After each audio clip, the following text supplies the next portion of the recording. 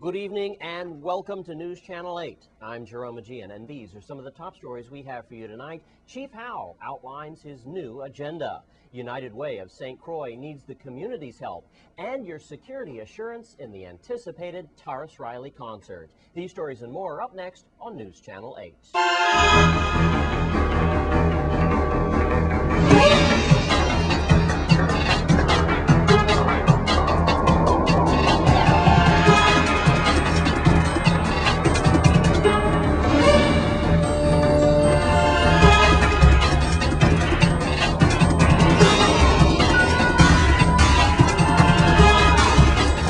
In our top story tonight, the changes in command that came to pass last weekend at the Virgin Islands Police Department put Deputy Police Chief Howell as the new top cop on St. Croix. Now, Chief Howell outlines his new agenda as he tweaks the Virgin Islands Police Department his way. Melody Rames informs us of those changes and a statement from the new Chief of Police on St. Croix. St. Croix Police Chief Christopher Howell outlined the strategy he will employ to reduce crime in the District of St. Croix and released this statement on Wednesday.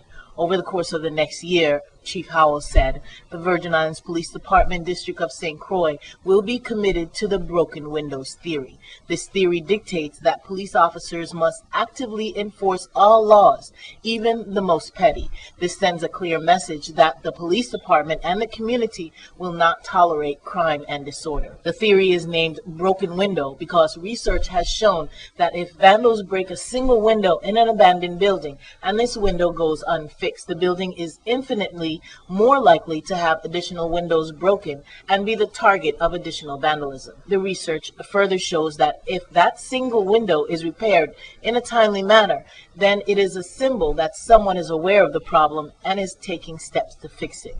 Likewise, if a law enforcement body allows petty crimes to exist, it is sending a message that they are accepting of criminal activity and that unchecked criminal activity will continue to escalate. Chief Howell continued by saying this theory has been tested in communities worldwide since the mid-1980s with widespread success. In major cities, there has been as much as a 65% reduction in major crimes after just 1 year of enforcement. The broken windows theory can and will work in the Virgin Islands, Chief Howell said. However, it will take the commitment of the entire community to make this change toward a safer way of life. He said by implementing this strategy, he is following the mandate of Police Commissioner Nobel E. Francis Jr., directed toward improving police-community relations. He said he is aware that some people in the community may not appreciate the police force enforcing zero tolerance on all crimes. However, the chief said he is confident that the majority will recognize that as we employ this strategy, the incidences of murder, assault, robbery, burglary, and rape will reduce in this community.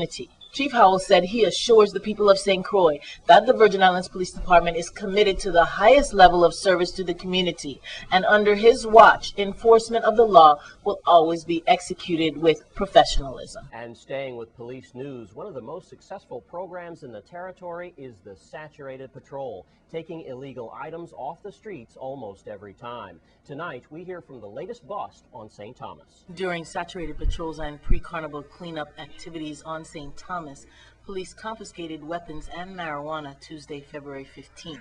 The Department of Public Works and the VI Lottery partnered with police to clean up areas known for criminal activities.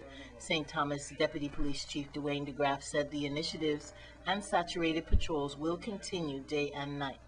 While cleaning up Old Kagata at about 9:45 a.m., other officers patrolling Savan found a black bag containing marijuana, a loaded .45 caliber Taurus firearm, and a magazine. The bag was hidden in the back of a dump truck. Another firearm and more drugs were confiscated from Princess Gata and Garden Street. Trees and overgrown bushes were trimmed in the neighborhood as a deterrent to criminal behavior. The drugs were turned over for destruction, and the firearms will undergo ballistic testing, which may lead to future arrests for prior cases, Deputy Chief DeGraff said. Members of the Special Operations Bureau Patrol Unit, Zone A, and Traffic Bureau assisted with the initiatives. The deputy chief said he will continue to inform the community on the outcomes of future initiatives, and he urged the residents to call Crime Stoppers USVI at 222-TIPS if they see suspicious individuals in high crime areas. And thanks, Melody Rames of the Virgin Islands Police Department.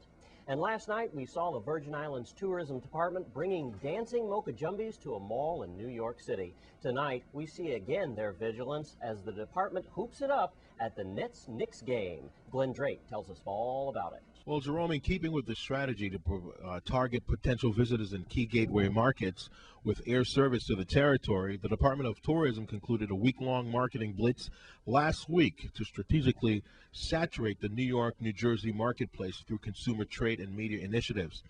The New York, New Jersey market is one of the top feeder markets for visitors to the territory, with more than 100,000 arrivals each year. Now, the USVI Department of Tourism took the chill out of winter for thousands of consumers, more than 40 media and close to 200 travel professionals by bringing some islands heats to the New York, New Jersey area. During the week events, the department promoted the USVI Escape promotion, which offers $500 in savings on a trip of 5 nights and more, which printed rack cards designed specifically for this market and dedicated advertising to support. As a result of a season-long partnership, the Department of Transportation secured the pro NBA team, the New Jersey Nets. The U.S. Virgin Islands also arranged significant branding of the team's home arena, the Prudential Center, when the Nets faced off with the New York Knicks on the evening of February 12th. The USVI branding was exposed to approximately 16,000 fans at the arena. As you could see, of course, Senator Patrick Hill on half-court time, of course, with some of the Nets chair partners for NBA basketball season 2010. Of course, the advertising components ensure brand exposure to the basketball fans at each of the New Jersey Nets' 82 home games. For News Channel 8, I'm Glenn Drake. And it is Wednesday, time for your weekly Crime Stoppers report, and we welcome back Judy Fricks. This is Judy Fricks with your weekly Crime Stoppers report. Crime Stoppers is asking your help to solve the following crimes. If you know something, say something. Even the smallest bit of information may be just what law enforcement needs to solve these cases. On St. Croix, there have been a number of armed robberies. Businesses, individuals, and couples have been victimized. Please help VIPD put these robbers where they belong, in jail, by calling Crime Stoppers and telling us what you know. On St. John, on February 10th, sometime between the hours of 8:45 in the morning and 4:15 in the afternoon, a home at number 9-9 Glucksburg was burglarized. Now, the burglars, they entered through the western bathroom window, they exited through the western kitchen door. Items that were stolen included a licensed Dan Wesson model 1911 stainless 10mm pistol. It had wood grips and night sights. They also got 2 7-round magazines, and they took ammunition that was manufactured by Georgia Arms. And on St. Thomas on Wednesday, February 9th, burglars entered a residence at number 11D7 Lurkenland. They broke into a window on the western side of the house. Items stolen included a 50-inch television and also 2 laptops. This is the 3rd robbery in most recent weeks in that area of St. Thomas's north side. If you see suspicious individuals, please note any identifying characteristics, including descriptions of vehicles. Write it down and call 911 if you think it's warranted. Remember, the minimum reward for the arrest of a burglar is $714, and for an armed robber, it's $900. You can submit information on these or any other crimes at our website, www.crimestoppersusvi.org, or by calling 1-800-222-TIPS. Your tips are always completely anonymous, and our stateside operators, they do speak several languages. If your tip leads to an arrest or the recovery of stolen property, drugs, illegal weapons, you will be paid a cash reward according to your instructions. If you want to know how you remain anonymous, please visit our website. Again, www.crimestoppersusvi.org. In January, your tips helped law enforcement make 11 arrests and clear 3 illegal weapons from our streets.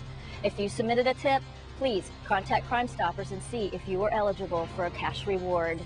This has been Judy Fricks with your weekly Crime Stoppers report. Thanks, Judy Fricks. And the Taurus Riley concert and your security, that's coming up next. Stay with us on Channel 8.